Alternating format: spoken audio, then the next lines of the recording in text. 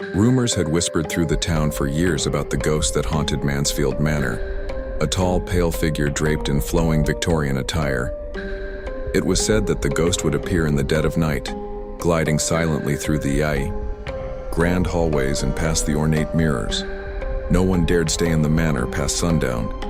Edwin, a curious young writer, had heard these tales but dismissed them as mere superstition. With his fascination for the macabre, he saw the manor as the perfect setting for his next ghost story. Late one autumn evening, armed with a lantern and a notebook, he approached the old gates of Mansfield Manor. Inside, the air was cold and still, the creak of the floorboards under his every step echoing through the emptiness. As he moved through the grand hall, the flicker of his lantern cast distorted shapes across the walls. Suddenly, the ornate mirrors lining the corridor seemed to shift. Faces appeared, distorted reflections of figures in 19th century attire, their eyes hollow and vacant. Edwin pressed on, determined to uncover the truth.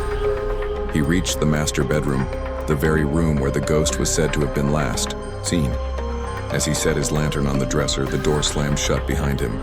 Darkness engulfed the room and a cold wind seemed to materialize from nowhere. In the shadows, a figure emerged, a tall, gaunt apparition draped in Victorian clothing. Its hollow eyes bore into Edwin's soul, and its ghostly voice echoed in the silence. "Why do you disturb the dead?"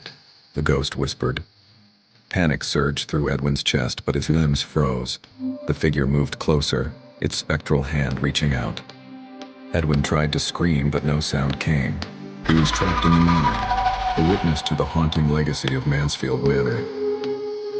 The next morning, Mansfield found Edwin's lifeless body in the master bedroom, his notebook still clutched in his hand.